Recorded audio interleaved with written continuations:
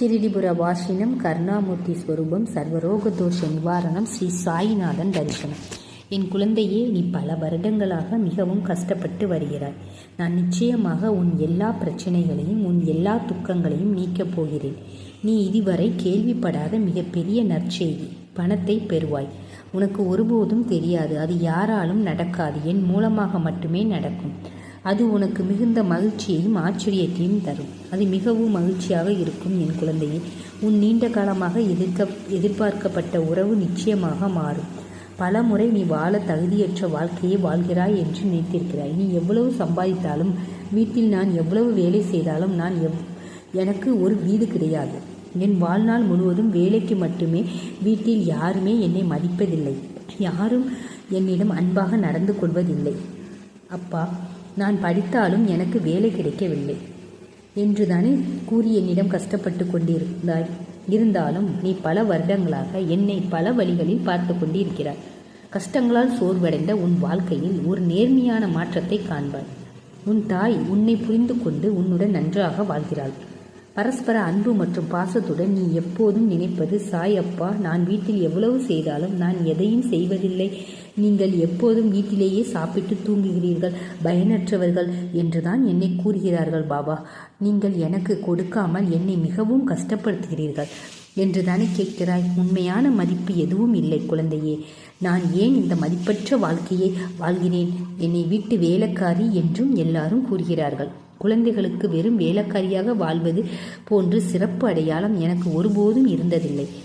தந்தையின் வீட்டில் என்ன நடந்தாலும் அவர்களுக்கு என் முடிவு தேவையில்லை. அவர்களுக்கு அவர்கள் சொந்த வழியில்தான் செல்கிறார்கள். அவர்கள் முடிவுகளை எடுத்து என்னை ஒரு வேலைக்காரியை விட குறைவாக நடத்துகிறார்கள். பாபா, குறைந்தபட்சம் என் வாழ்க்கையில் உள்ள அனைத்து சிரமங்களையும் நீக்குங்கள். என் குடும்பத்தில் என்னை மதிக்க செய்யுங்கள். என்னை ஒரு வேலைக்காரியாக இருந்தாலும் சரி, என் படிப்புக்கு ஏற்ற ஒரு வேலையை எனக்கு வாங்கி கொடுங்கள். நான் வீட்டில் வேலை செய்து அந்த வேலையை பெறுவேன். நானே அதை சரி செய்வேன். அப்படி இருந்தாலும் நான் என்ன செய்வேன் என்று நீங்கள் மிகவும் கவலைப்படுகிறீர்கள்.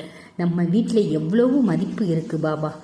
செல்வம் சிலருக்கு புரிகிறது, சிலருக்கு உன்னை பார்க்கறது வெறுப்பா இருக்கு. நான் இதையெல்லாம் பார்த்துக்கிட்டே இருக்கேன், கேட்டுக்கிட்டே இருக்கேன்.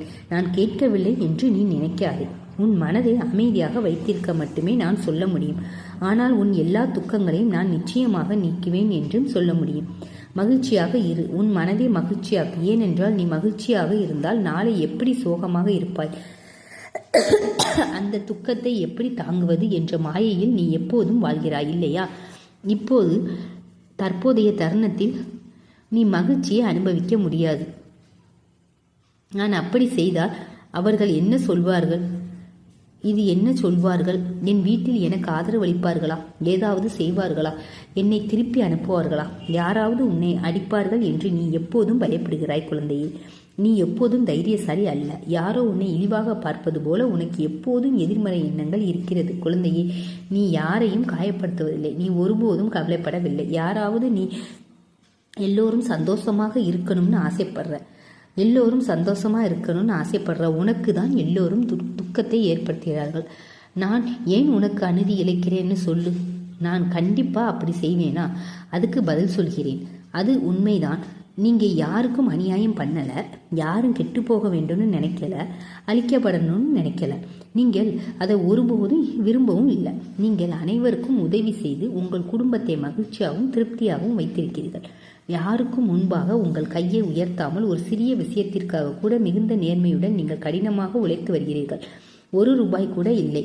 கடந்த காலத்தில் நீங்கள் சின்ன சின்ன விஷயங்களை செய்துள்ளீர்கள். அது உங்களுக்கு தெரியாவிட்டாலும் கூட தவறுகளாலும் பாவங்களாலும் இந்த வாழ்க்கையில் உங்கள் எல்லா துன்பங்களையும் நீங்கள் அனுபவிக்க வேண்டியிருக்கும். ஆனால் இவை மீதமுள்ள காலத்திற்கு நீடிக்கும் என்று நான் கூறவில்லை.